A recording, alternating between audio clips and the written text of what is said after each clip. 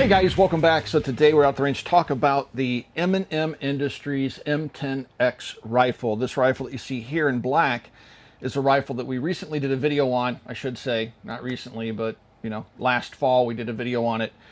And everything started off really well, and then we started having light primer strikes and having malfunctions and having magazine issues. The gun had a number of problems.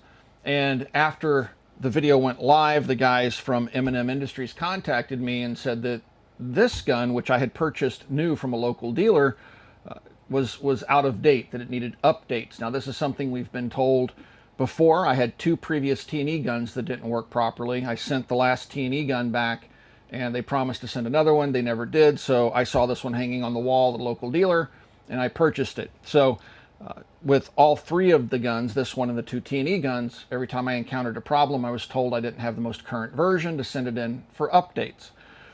Well, I didn't want to send this gun back, which I own, until I had gotten a replacement gun, because in the past we have sent guns back and then did not receive them, but those were T&E guns. I just want to make sure that I got my gun back. So this gun will ultimately go back to M&M. They did send me an updated one. Now this one presumably has all the updates to it. I've been told that again several times. What's interesting is this gun, the black gun, has a newer serial number than the Flat Dark Earth gun. The Flat Dark Earth gun is about 1,000 guns older in terms of the serial number than this gun, but it has all the updates.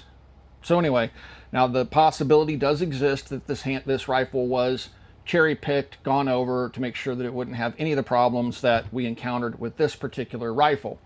But today's video is going to be about this gun, putting some of the different flavors of ammunition that we have left out here, some Golden Tiger, Wolf, and Tula through it, to see if we can run into the same problems that we ran into with the black one. But before we get started with today's video, guys, talk about the M10X. If you guys enjoy the content that we produce here at the Military Arms channel, please just take a moment to hit that subscribe button, hit that notification bell, and of course comment down below, because we enjoy reading those comments. Sometimes you give us ideas for videos, and we just enjoy having a conversation with you guys. So again, please comment down below. It helps us out with the algorithms. With that being said, let's take a closer look at the M10X, the updated version that was sent to me to replace the outdated version, apparently. We would like to thank our friends over at Primary Arms for helping to make today's video possible. If you haven't checked out primaryarms.com, please do so. They have a lot of great products at great prices. They've maintained an outstanding inventory throughout this entire craziness over the last year, and they have outstanding customer service. I've been doing business with them for several years, so please take a moment to check out primaryarms.com. With that said, this is the Flat Dark Earth M10X that was sent to me to replace the black one that had so many problems. Now, looking at this rifle as compared to the black one, the only real difference that we can see, obviously, is the Flat Dark Earth color. Internally, just doing a cursory review, it looks like the parts are the same. But presumably this has updated parts that will prevent it from having the problems that the other rifle had. Or I should say other rifles, because we've had three of them with problems. So I have an entire video about this rifle, which I'll link to down below, and I'll also put a little bubble up there that you can follow that goes into the details of the gun, what it is, in essence, which is a SIG 550 chambered in 7.62x39, and all the other stuff that we point out in the original video. Today's video is strictly to find out if they've resolved the functional issues with the M10X. Now, once again, I just want to reiterate that this gun was sent to me to replace the black one the company knew I was having problems with, so the possibility does exist that they cherry-picked or hand-tuned this gun to not have any issues. So that's always something that we have to be concerned with when they, contact me about a problem that I've had. So with that said, we're going to fire off the three different types of ammunition that we see here. This is all we have left. Very limited on Tula, but we still have some Wolf. The Wolf put down some groups right at 2 inches. The other ammunition that we tried out of it was, not as accurate. So the gun seemed to shoot pretty well with the Wolf ammo. I believe we saw some 1.6-inch groups up to 2-inch groups, which is very good for 7.62x39. On top of it, I just have a Primary Arms red dot sight. I don't have the optic on it. I'm not going to shoot it for groups. We did that in the previous video. So with all that being said, let's load up 10 rounds of the Wolf. And once again, we're seeing some of the magazine related issues. So I have to lock the magazine in with the PMag anyway. I rock it in and it doesn't quite fully engage. So I can pull back on it, and now the magazine's fully engaged. We'll try a steel magazine here in a moment. But we saw stuff like that with the previous gun. The other thing that's really interesting to note about this gun is the trigger on this thing is ridiculously light. This gun will go off when you do not expect it to go off. You'll have a little bit of creep, it'll hit a shelf, and then if just a couple pounds past that, the gun goes bang. It's a little too light for my tastes. But let's do a little bit of shooting with it here.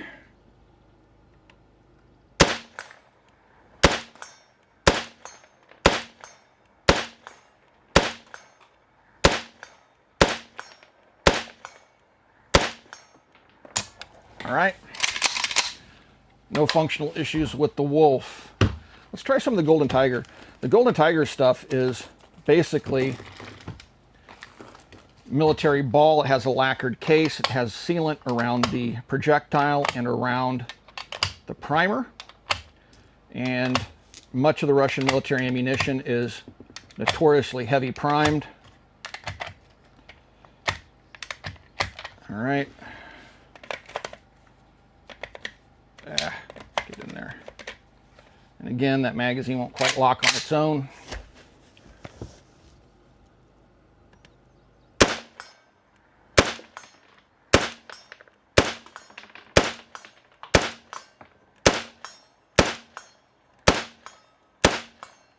All right. Let's get some 30-round magazines going and see if the gun functions as it should.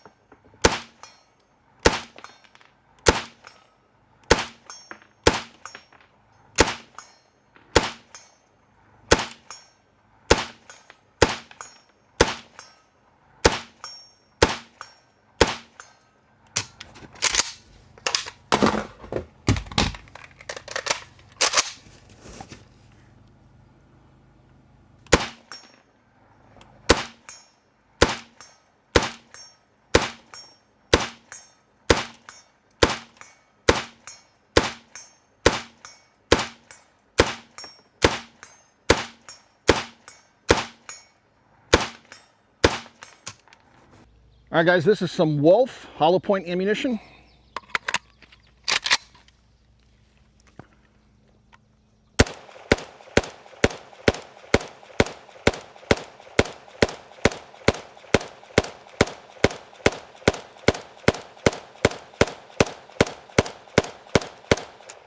All right, so one thing that's noticeable about this gun is that the recoil impulse is more pronounced than the other gun. It seems to be throwing the brass more forward, where the other gun was throwing it more to the side.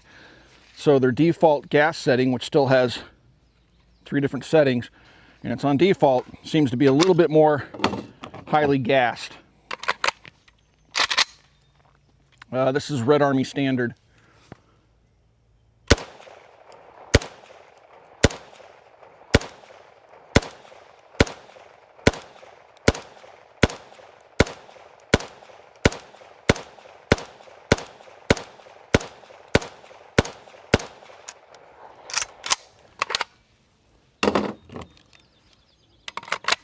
Red Army standard.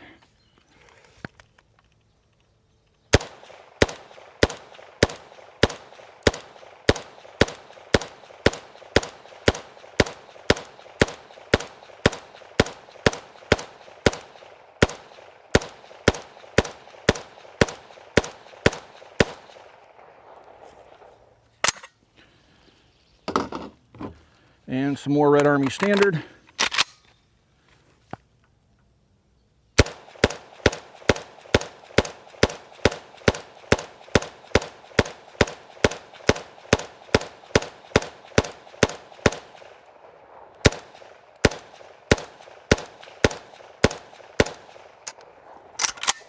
Woo! Melting my glove. And 10 rounds of Red Army Standard. And the PMag still needs a little assistance to fully lock in.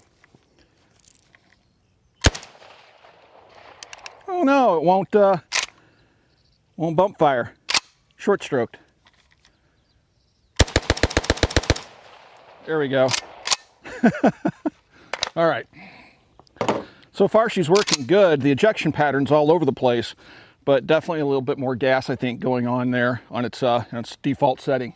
The replacement M10X seems to be running just fine today. We've put 400 rounds through it of a mix of different types of ammunition, including ammunition that the black one had problems with, and we've had no problems with the gun whatsoever. Looking at the evidence, it would appear that the gun perhaps is getting more gas than the previous version of the gun that I have here, and I say that because it's ejecting to the 1, 2 o'clock position, which is typically a clue that the gas has been increased. The port size is slightly larger. That and the recoil impulse is different. This one is a little bit more pronounced. Again, another sign that perhaps they increased the gas pressure to the gun to improve function.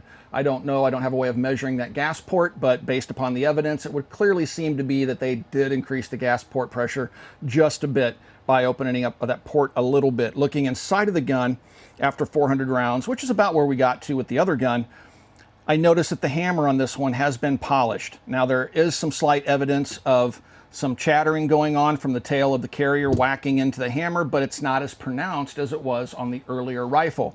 It would seem that somebody has gone in and polished this hammer. Now, I don't know if they did that just because they were sending me a gun that they were trying to get rid of any problems that might occur, or if this is a new standard for production, that they're polishing all the hammers.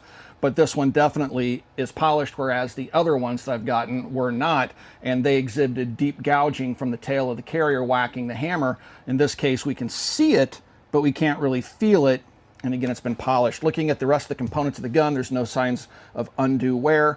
Again, 400 rounds later, you can see some of the carbon built up on it. The tail's not deformed in any way. The gun had no functional issues, including ammunition types that we ran into problems with the original rifle. Well, let's say the previous rifle.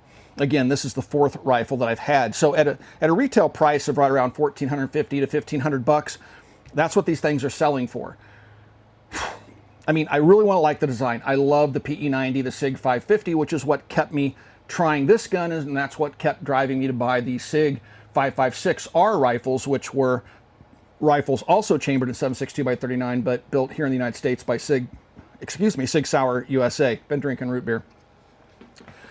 If I was going to go and spend $1,500, I would probably spend a couple $100 more and get a 7.62x39 AK variant that I can customize. And this is a Gen 1 Galil Ace with a Zukov handguard that's been modified to fit on it.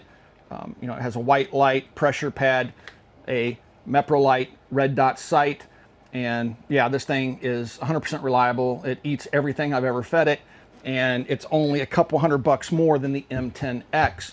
So is the value there for the M10X? That's up to you. If you're just big into SIG 550 type firearms, this thing is definitely going to scratch that itch. Just be aware that you may get a lemon or two. You're going to have to send the gun back to them to get it repaired. Can they make it work? Apparently they can, because they sent me a rifle that's actually working, and it shoots well. The only thing I don't like about it is that insanely light trigger pull. Very little take up, and boom, that first shot's going to scare you. It is. That's how light the trigger is. But other than that, it's a very shootable rifle. I like the Zukov furniture on it and all that good stuff. So is it worth it? That's subjective. That's something you're going to have to think about yourself. And also, please take into consideration the 3 previous rifles that we've tested here on the channel that we had problems with.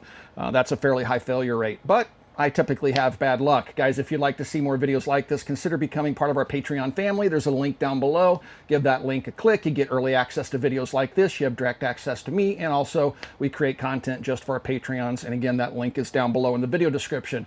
Also, right here on YouTube, there's a little join button underneath the video player you're watching right now. Give that join button a click and support us here on YouTube. And last but not least, guys, please swing by and check out coppercustom.com.